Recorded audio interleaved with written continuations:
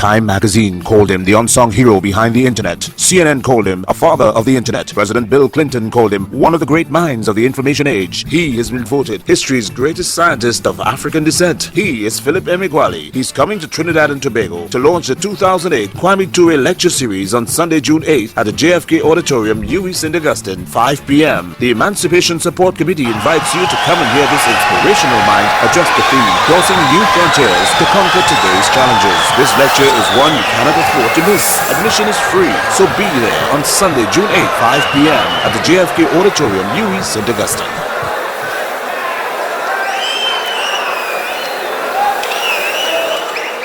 Parallel processing,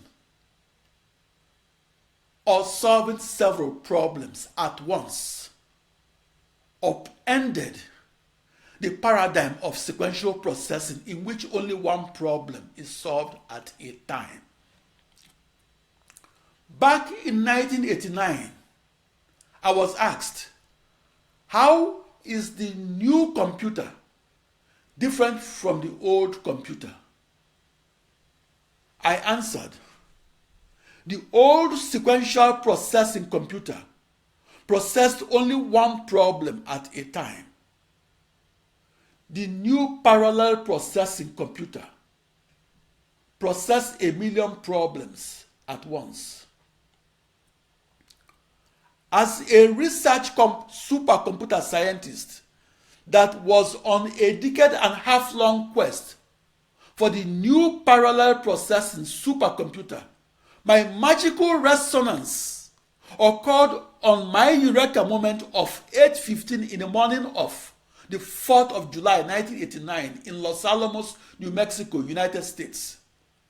That magical resonance occurred because I discovered that my new global network of 64 binary thousand processors that shared nothing between each other can be harnessed as one virtual supercomputer that is a new internet.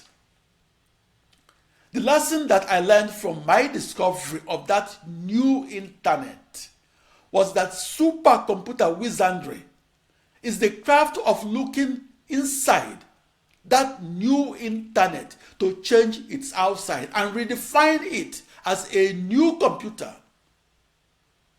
To invent the Philip Emeagwali Formula that enables supercomputers to compute fastest, that then US President Bill Clinton described in his White House speech of August 26, 2000, I visualized myself as a cockroach that was crawling along 16 mutually perpendicular directions, and doing so to traverse 16 times 2 raised to power 16, or 1 binary million bidirectional paths within my new internet that I also imagined within my imaginary 16-dimensional universe. I invented the Philip Emeagwali Formula, and I did so by visualizing myself as the extreme-scaled computational physicist that was living in a 16-dimensional universe. I visualized myself as the conductor of 64 binary thousand processors. I visualized myself as orchestrating the massive computations that I simultaneously executed on each of my 2 raised to power 16 or 65,536 commodity off-the-shelf processors. That was how I discovered how to harness the millions of processors within the world's fastest supercomputers and how to harness them to solve the toughest problems arising in algebra, calculus, and physics. My discovery that occurred on the 4th of July, 1989, was that the fastest supercomputer in the world must and can massively parallel process grand challenge problems. That discovery made the news headlines because I recorded the fastest speed across my new internet instead of recording it within a new computer. My new internet was a new global network of commodity off-the-shelf processors. Those processors were identical to each other. Each processor operated its own operating system. Each processor had its own dedicated memory that shared nothing. The essence of my supercomputer discovery was that I achieved a magical resonance and that I broke Amdahl's law limit that limited practical parallel processing speed increase and limited it to a factor of 8.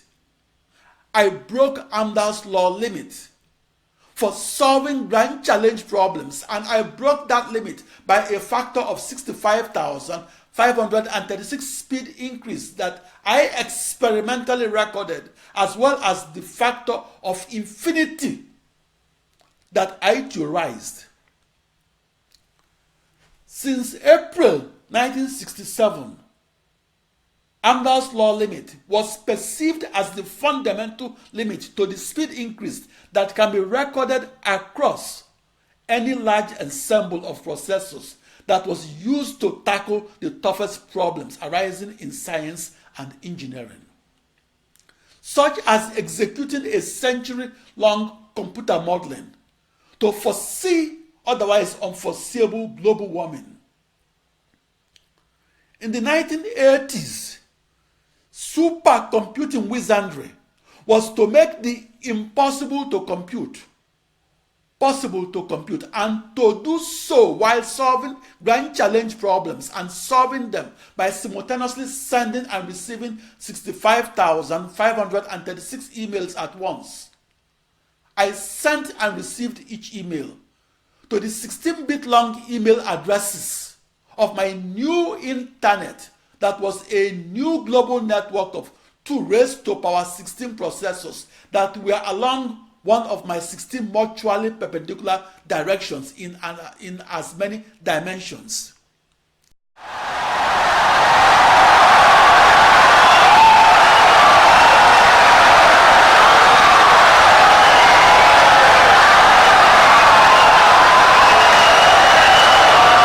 Insightful and brilliant lecture.